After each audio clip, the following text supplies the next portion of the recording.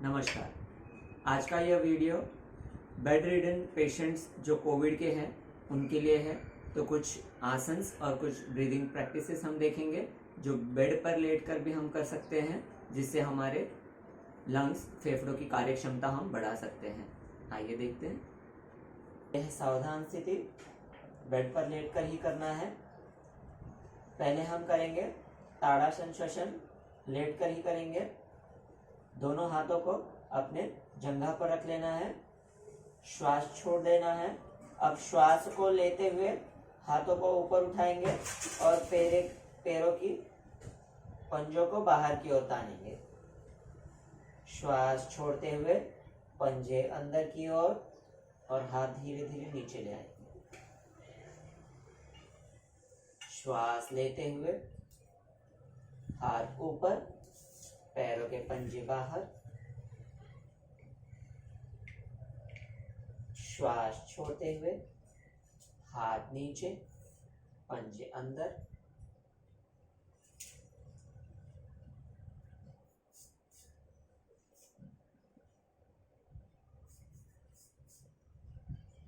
ये हुआ पहला प्रकार, जिसमें हम अपने फेफड़ों को वर्टिकली तान रहे हैं। अब हम हॉरिजॉन्टली उसे कैसे स्ट्रेच करेंगे वो भी देख लेते हैं। सावधान स्थिति, हाथों को ऊपर की ओर नमस्कार स्थिति में जोड़ लेना है। श्वास को छोड़ देना है। अब श्वास भरते हुए हाथों को खोल देना है। श्वास छोड़ते हुए हाथों को बंद कर देना है।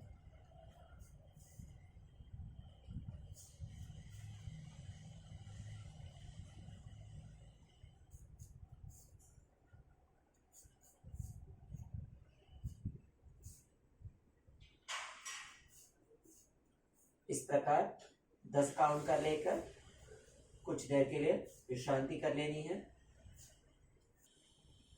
दूसरी स्थिति में हमने तकिए का इस्तेमाल किया है। बेड पर लेटकर ही हम कर सकते हैं। 1 या 2 तकिया आपके ऊंचाई के हिसाब से आप सेट कर ले और इस तरह से आपको पीठ रखते हुए गर्दन को नीचे झुकाते हुए सोना है। यानी हमारी जो पसलियों का हिस्सा है, गर्दन से लेके पसलियों तक का हिस्सा, तकिया सिर्फ यही होना चाहिए नीचे। गर्दन को ऊपर की ओर हमें लटका कर रखना है। हम देखेंगे कैसे। हम लेटे हुए स्थिति में भी तकिए को एडजस्ट करके खुद से ही कर सकते हैं।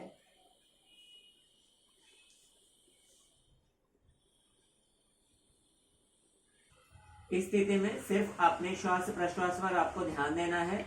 बीच बीच में आप इसे दीर्घ श्वसन भी कर सकते हैं। इस स्थिति में आप देख सकते हैं कि आपकी जो श्वास नलिका है पूरी तरह से सीधी होने के कारण और छाती फूल जाती है, फेफड़े तन जाते हैं।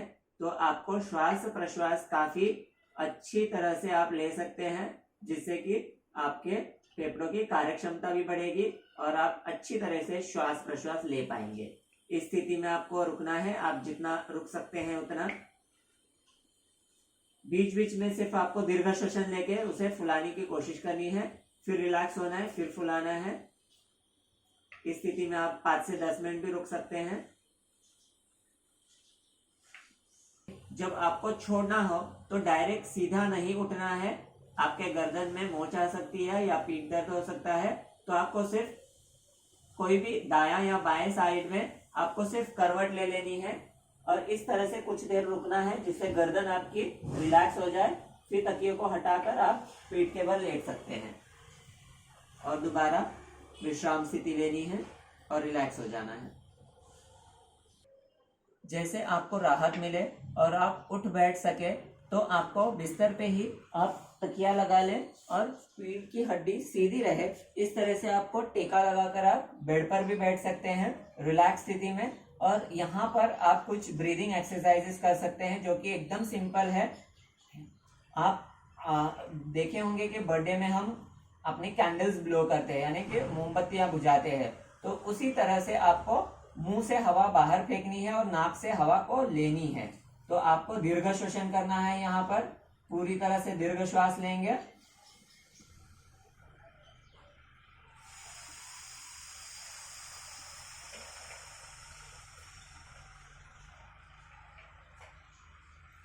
नाक से श्वास लेना है और मुंह से पूरी तरह से फोर्सफुली उसे बाहर फेंक देना है।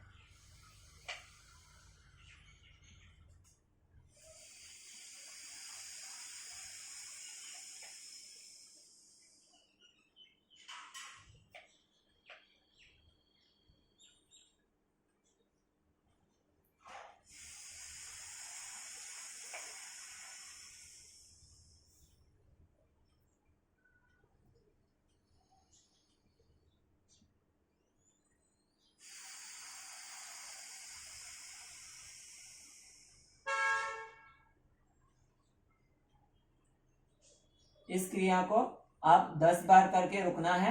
ऐसे आप 2 से 3 राउंड ऐसे कर सकते हैं और दिन में 3 से 4 बार आप ये क्रियाएं अच्छी तरह से आप कर सकते हैं। जैसे आपको 3-4 घंटे का अवकाश मिले, दोबारा ये करते जाए, धीरे धीरे आपकी फेफड़ों की कार्यक्षमता इससे बढ़ने लगेगी और आपको कोविड से इससे राहत मिलने में काफी मदद मिलेगी।